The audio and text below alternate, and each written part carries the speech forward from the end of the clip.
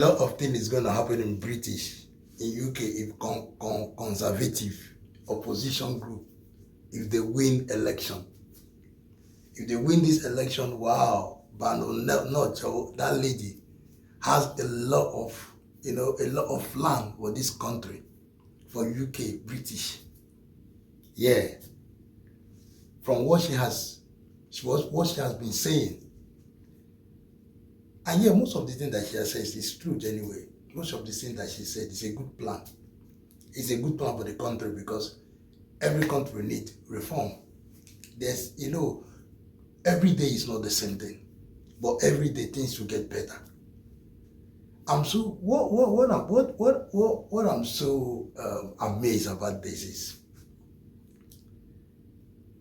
the opportunity that have been given to women and the opportunity that even British gives to foreigners. She's a new migrant, like she said, she's an immigrant to the country. She said, yeah, during her own time, that how people follow the law. And it's very good. I'm not in support of people taking boat. That is bad. I keep saying it, and when I watch these people take boat, small boat, in that, that dangerous sea. The sea is a very dangerous sea, and the tide is there. The breakwater there, if you see the strong tide that comes out of that sea, that sea have eaten a lot of souls. And the worst part of it is that they will take little children along with them. That one is what I don't even want. What I'm not in support of that at all. If people want to come to a country, you go through, like the time we came here, we went through the right form. Yeah, they have embassies. That's why they put consular office in every country. You can go there. All you need to do is just give them the right document and the right thing, and if they say this, they will answer you. Then let you come and you face, and that's that. And you get into the country the right way and do the right thing, and the way it's not like they are hard. Listen, anybody that is just like the body, if you don't reform your body, you get sick. If you are somebody that doesn't do exercise, you get sick, or you don't take this thing to, go to a medical checkup, and the person will just see himself getting one kind of thing you don't understand. So there is reform in everything. And any country that is not reforming themselves, that's why they get a lot of problems. They complain, they go around borrowing money, they are confused, they don't know what to do. I wish many countries like Nigeria should give ladies chance. Since the men, the old men there, let them give the elderly women chance and let them really see whether they can also reform Nigeria. Nigeria need a lot of reform. I wish this kind of lady, she's a Nigerian originally. I wish, but she's a British born here, but she has a Nigerian face. So I wish she can go to Nigeria and become the president of Nigeria. Yeah. Let Bana not be president of Nigeria. Nigeria will be better. If they can take this lady for us and put her to be the president of Nigeria, I will support. Nigeria will support. I'm telling you, Nigeria will be better. Because this one, see with this one, if we have this kind of one, we are good, man. The countries will be superb. Yeah, we need her. We need her in our country. Come and rule us. Help us out and clear all these Jakwajantis that is happening. Because he's doing well, man. She's doing well. Both the prime minister, they're all doing well. It's a part of his politics. Everybody need to say the best thing. Everybody need to have the best plan. Everybody need to bring out the best thing that you will look into. I wish this is how Nigeria is doing. That this kind of thing is coming and see opposite group and this one like this. Yeah, they are following the right thing and the money being spent is rightly and they are, oh wow. At least we will have good enjoyment. Let's watch and see how she is trying to reform this country. How she's trying to reform UK. Make UK a better place, that they find out that British has turned to become like a favorable ground for anybody that will just come, do whatever they like, get their money and also stay on their benefits, both criminals, everybody from every part of the country coming. So this time is to reform. They want to expand the prison, make sure that things are just that people that are supposed to be deported will be deported. If you are liable, you are. And also in the area of employment, she talks about so many things. So I need us to listen to her and see what she's saying. But anyway, subscribe, comment, like this video, and share this video. Watch how British will be reformed next year, come next year, 2026. Get ready, British. The issue that has haunted me most this year has been the scandal of the grooming gangs. I sat and listened to the survivors tell me some of the most harrowing stories I've ever heard. What many people don't realize is what happened after. Foreign criminals convicted of horrific abuse could not be deported. They returned to the very neighborhoods and streets where they committed their crimes. Two of the Rochdale grooming gang ringleaders, Adil Khan and Kari Abdul Rauf, fought deportation by claiming their right to a family life under Article 8 of the European Convention on Human Rights. Rauf even gave up his Pakistani citizenship just to make sure we couldn't send him back. He lost his appeals, and yet he's still here, still in Rochdale, still among the lives he destroyed. Over and over again, we hear of cases like this, where the law is weak or just a mess. Right now, we are turning into a country that protects criminals and ignores their victims, that rewards cheats and punishes those who follow the rules, that sees brave veterans endlessly pursued by the courts into their old age. This can't go on. The ECHR is now being used in ways never intended by its original authors. It should be a shield to protect. Instead, it's become a sword used to attack democratic decisions and common sense. This use of litigation as a political weapon is what I am calling lawfare. It isn't just damaging our security, it's also damaging our prosperity. Today, I'm not talking just about the ECHR. I'm asking and answering a question. What are some of the things that the next government will need to do, things the British people expected to be able to do, and the very things that governments are struggling to do? But time and time again, when we try and find solutions, we come up with the same obstacles, like the ECHR. And I know many people believe that we should keep pursuing reform. I used to think so too. I fear this is now a lost cause. Reform is not going to work. And I mean this on many levels. We tried that before. 15 years ago, the Brighton process achieved some success, but the Strasbourg court has shown no real interest in fundamental change. Last month, 9 European countries, led by Giorgia Meloni, called for a serious conversation about how the ECHR handles migration. Not radical demands, just a simple request to talk. What was the Secretary General of the Council of Europe's reply? He said institutions that protect fundamental rights cannot bend to political cycles. In other words, they're not listening. In an interview last night, he seemed to backpedal. But he also said the change will be really complicated. Let me translate that. Nothing much will really change. A week ago, the Attorney General stood in this building and compared Conservatives making the case for withdrawal to Nazis. While he may have apologized, it's quite clear this is what he believes. This is the level of debate and analysis I have come to expect from this Labour government. They chose not to support the case made by those 9 EU countries. They have no interest in reforming the ECHR. They quite like the way things are. And I'm afraid we have 4 more years of a Labour government that isn't interested in solving the problems governments should solve. Like deciding who comes here and who stays, how to make prison sentences fair, how to protect our veterans from vexatious legal attacks, ensuring when it comes to social housing and public services, that British citizens come first.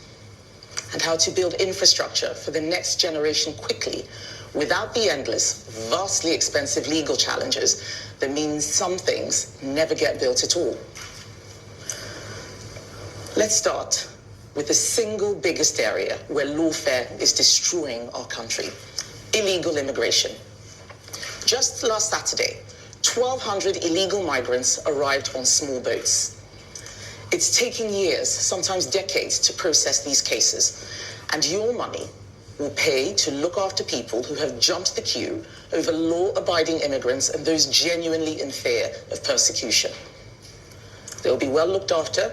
They'll be put up in asylum hotels, forecast to cost taxpayers £15 billion over a decade. Our country has lost control of the asylum system. Hundreds of thousands of people have come here claiming to be refugees, far more than politicians before us ever imagined. Almost all passing through neighboring countries which are perfectly safe. Tens of thousands of them will receive taxpayer-funded legal aid, which is spent on lawyers competing to devise ever more ingenious legal arguments to keep them in the country. One woman who was refused leave to remain deliberately joined a terrorist organization to manufacture a claim that she risked imprisonment back home. A convicted paedophile evaded deportation by claiming he was gay and his life would be at risk in his home country. Every day, we see these kinds of cases reported, and tens of thousands of illegal migrants, mainly adult men, take the risk of crossing the channel in small boats because they know we can't even remove criminals and terrorists. Indeed, we help pay their legal fees to help them stay. I will always defend the support we gave people from Hong Kong and Ukraine. But we cannot become the destination for everyone looking for a new home or a better life, nor can we be the world's softest touch. In some years, our approval rate for asylum applications was above 80%. Last year, Japan's was 2%. Britain is being mugged. Our asylum system is completely broken and will require a fundamental rebuild so that the British government, not people traffickers, control it. That means a total end to asylum claims in this country by illegal immigrants and removing immediately all those who arrive illegally and try to claim asylum. We need a new sustainable system. We're furious at being lumped in with those who break the rules. The current free-for-all is bad for integration and bad for social cohesion. It is creating more racism, and quite frankly, I am tired of watching people break the rules and get away with it.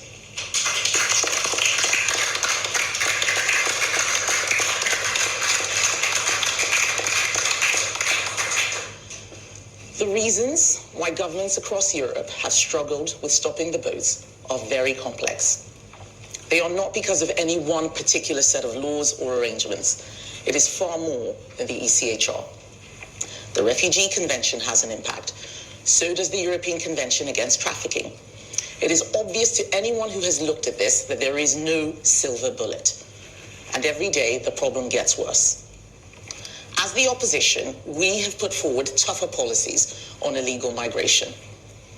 A strict numerical cap on legal migration, zero tolerance for foreign offenders, a deportation bill to remove those who should not be here.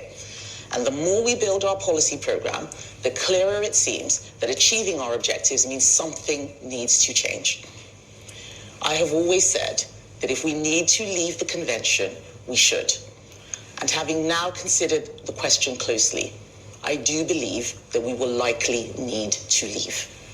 Because I am yet to see a clear and coherent way to fix this within our current legal structures. But I won't commit my party to leaving the ECHR or other treaties without a clear plan to do so and without a full understanding of all the consequences. We saw that holding a referendum without a plan to get Brexit done led to years of wrangling and endless arguments until we got it sorted in 2019. We cannot go through that again. I want us to fully understand and debate what the unintended consequences of that decision might be and understand what issues will still remain unresolved even if we leave. It is very important for our country that we get this right. We must look before we leap. We must be sure of our footing and sure of where we will land.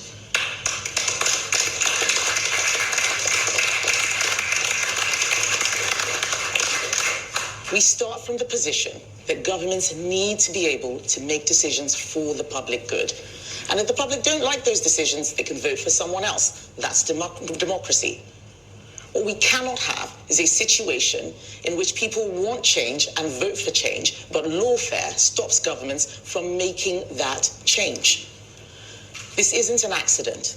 It's 30 years of accepting a legal system re-engineered by Tony Blair, and it's reached a peak under this Labour government.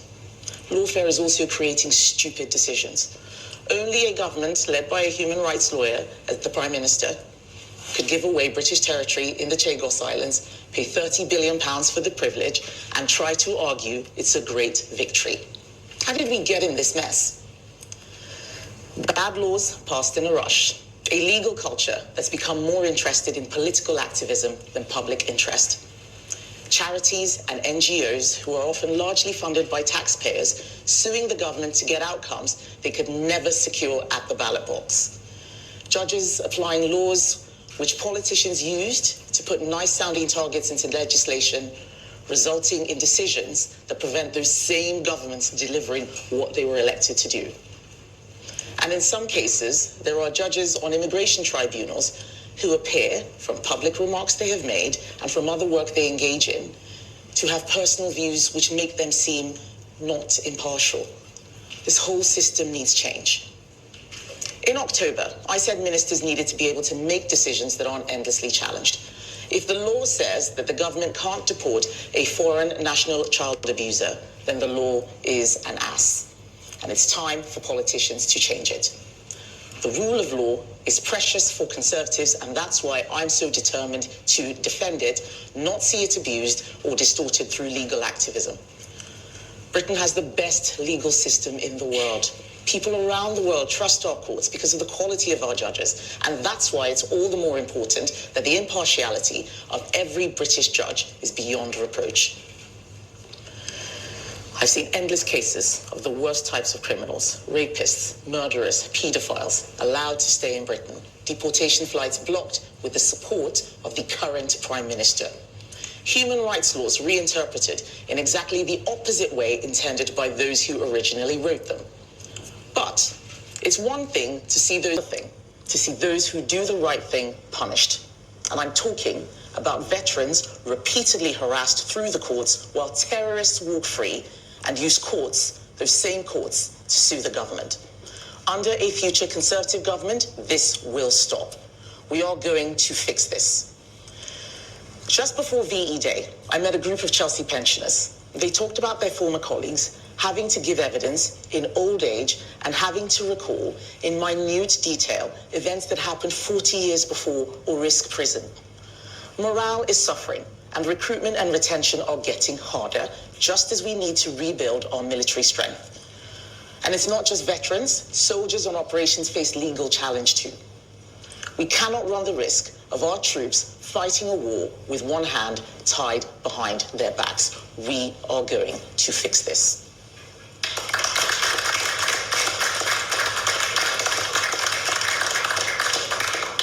This is not what the architects of human rights law intended.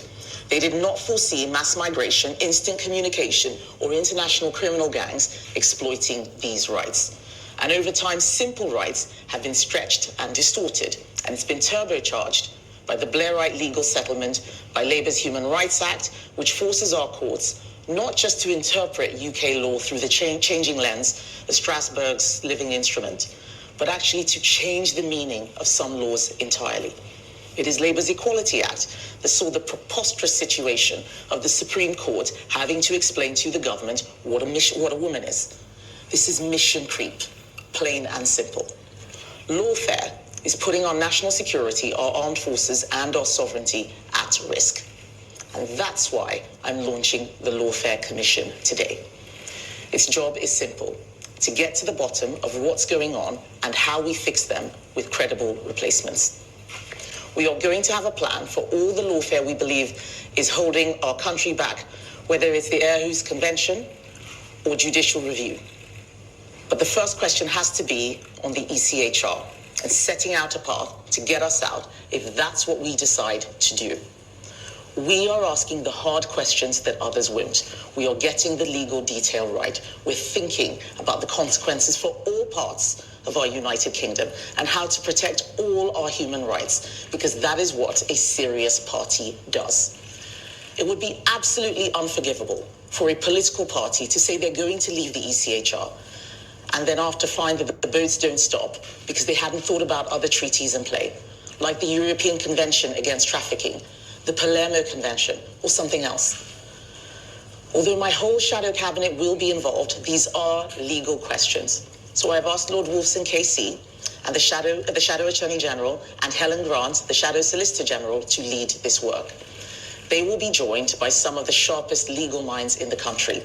They will work fast, they will be forensic, because lawfare is bad for our security and it is bad for our prosperity. So I've set 5 simple tests. These are the things that a Conservative government must be able to do. 1, the deportation test. Can we take back control of our asylum system so Parliament, not international courts, decides who comes here and who stays? Can we lawfully remove foreign criminals and illegal immigrants to their home country or elsewhere, even if they have family here or claim that they would be at risk if sent home? 2, the veterans test. Can we stop our veterans being endlessly pursued by vexatious legal attacks? And can we make sure our military can fight a future war without one hand tied behind their backs? 3, the fairness test. Can we put British citizens first when it comes to social housing and public services? Because we believe that charity begins at home and those who have paid in should come first, especially when resources are limited.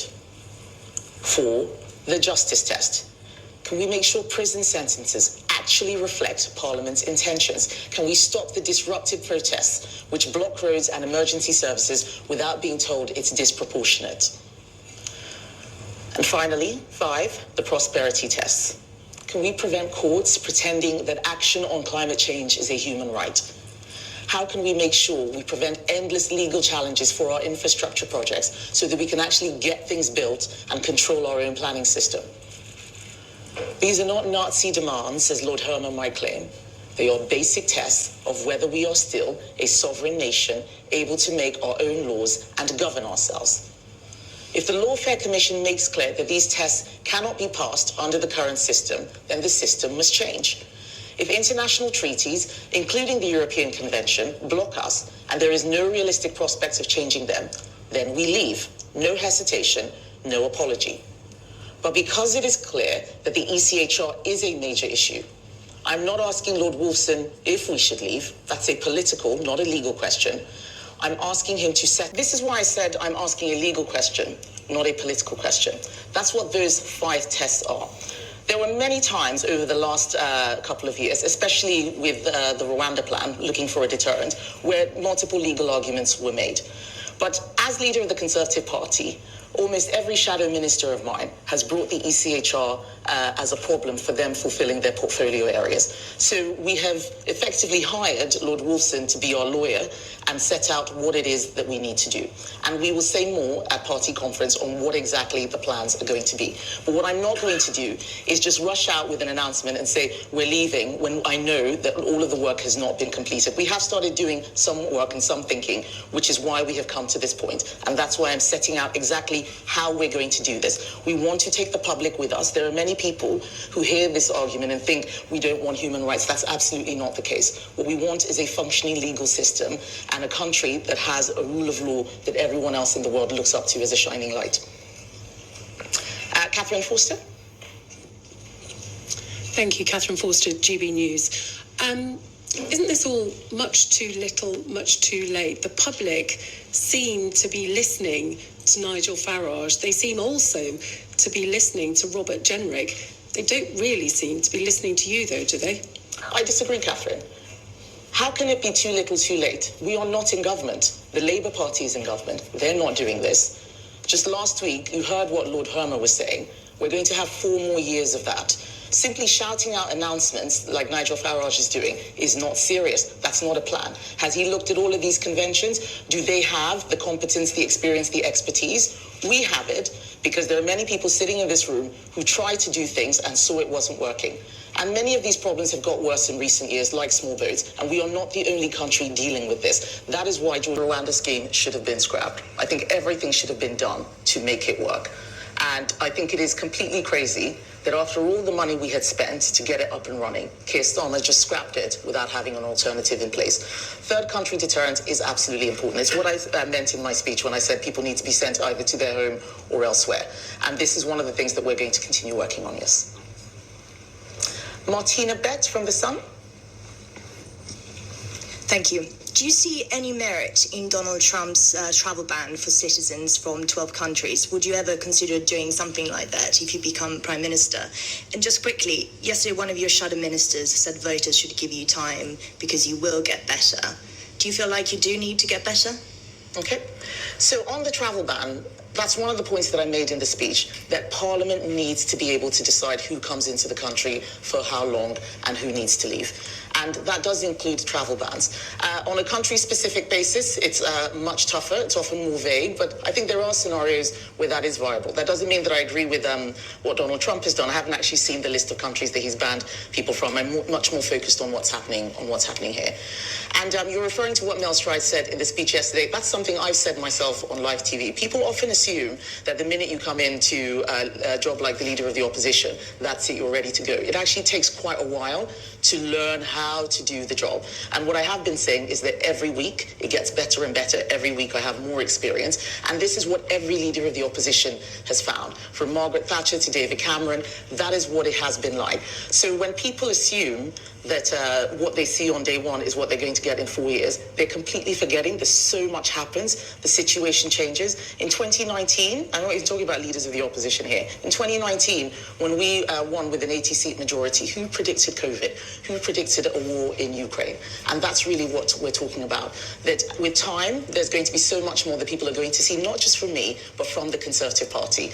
But everyone knows that we were down at the last election, but we're not out. We've just got a lot of work to do to win back the trust of the public. Thank you. Paul McNamara, Channel 4. Hello. Oh, wonderful, thank you. Hi there, Paul McNamara, Channel 4 News. Look, it's 11 months since the election. You've been in post for 7 months. And on a lot of issues, like on the ECHR, you're still trying to work out where you stand. Now, I know the argument, look, these are such big, grave issues. You want to do your homework, make sure you get the answer right. But isn't there a risk that you're hemorrhaging support to reform at the moment? You came fourth in a by-election last night. By the time you actually come up with what you decide, it may end up being exactly the same as what Reform are already saying. But by the time you say it, voters aren't listening to you and they've already left you. I completely disagree. I remember when the SDP Liberal Alliance was polling at 50%, and everybody was everybody in that party was being told to, to return to their constituencies and prepare for government. Opinion polls are snapshots of how people are feeling, and I have always said that things would be tough. In fact, in some cases, would likely get worse before they. But I am of very, very strong confidence that the public will see that the party has changed and that we are the only credible alternative to Labour. You talk about reform. Reform's chairman, who spent the last year putting all of his effort, all of his time, all of his money, has said trying to get Reform elected is a waste of time. He knows something that the rest of us do not. I think we should be paying attention to that rather than talking up a party that's losing as many people that are coming in, losing as many people as quickly as they are coming in. We need to start getting serious and stop treating politics like show business. Aggie Champ, LBC. Thank you very much. Aggie Chambray, LBC. You've been very critical of Reform UK today. Can you just explain what your strategy is in dealing with them? Because some, including in your party, think it would be better to just ignore them rather than potentially elevating them. And if I may, you talked about getting better. Is there anything you can point to that you would like to get better specifically? So on the point about reform, Lots of people tell me lots of things. Some people say we should ignore them. Some people want to take the fight to them. Some people want to copy things that they're doing. Others want us to do the complete opposite. My party is still a broad church. What I have said is that there is only one strategy that's going to work, and that is making sure that we have the best product. There's no point of fretting or worrying about what other parties are doing unless you make sure that the product or the content which you have is the very best. So let's take it from there. That is what needs to get better. It's not about me growing taller or looking prettier. It is about making sure that what we are communicating represents the authentic, traditional Conservative values. That is what I stand for. I said it this week in PMQs. I asked the Prime Minister what it is he believed in. He couldn't answer. He was looking in his folder. But I talked about how we believe in family. We believe in fairness. We believe that people on benefits should have to make the same choices as everyone else. Talking about our values and principles is how the public are going to understand what the Conservative Party stands for. They thought that we were standing for all sorts of different things previously, and it was confused. It is my job to bring that clarity, and that's when we're going to start seeing a change. The gentleman there has had his hand up for quite a while. I don't know your name. Hi, Andy Bell, Channel 5 News. Right. Hi, Andy. Thank you very much. Thanks, Andy Bell, 5 News. Talk to anyone in the Labour Party, publicly and privately, the people running the government, and they will say they're not so bothered about you and the Conservatives. They regard Reform UK and Nigel Farage as the real opposition, the real danger. Yeah. How does that make you feel? I laugh when they say that because I know it's nonsense. They would love to have Reform as the main challenger. They would love that. Reform is another left-wing party. They're arguing for the same things: nationalisation, two-child benefit cap. They would love to have, a political fight like that. I don't pay any attention to what they say. I pay attention to what they do. Look at what we have done in getting them to reverse the winter fuel payments. Time and time again, when I asked that question at PMQs, people said, why is she asking this question? Now we've got a U-turn. They've made a whole mess on education. They're losing teachers. Their jobs tax has increased costs for so many businesses. They are closing down. They are ruining our economy. We are the economically credible party. Of course, they don't want to face us. So I laugh because what they're trying to do is talk this situation into existence. Labour is going to be facing the Conservative Party at the next election, and we're going to get them out. And there's a final question from Matthew Saville from RUSI, Director of Military Sciences. Yes, indeed. So the Conservative Party position seems to be that the Strategic Defence Review doesn't go far enough, fast enough. Yep. What is it that you think should be prioritised, and what would you cut elsewhere in defence or sacrifice in terms of wider government spending in order to afford it? Right. So the SDR unravelled, in my view, because the government doesn't have a plan to pay for the 3%. They need to get a plan to pay for the 3%. That means a huge focus on the economy. It means making difficult decisions on welfare, not expanding the welfare state.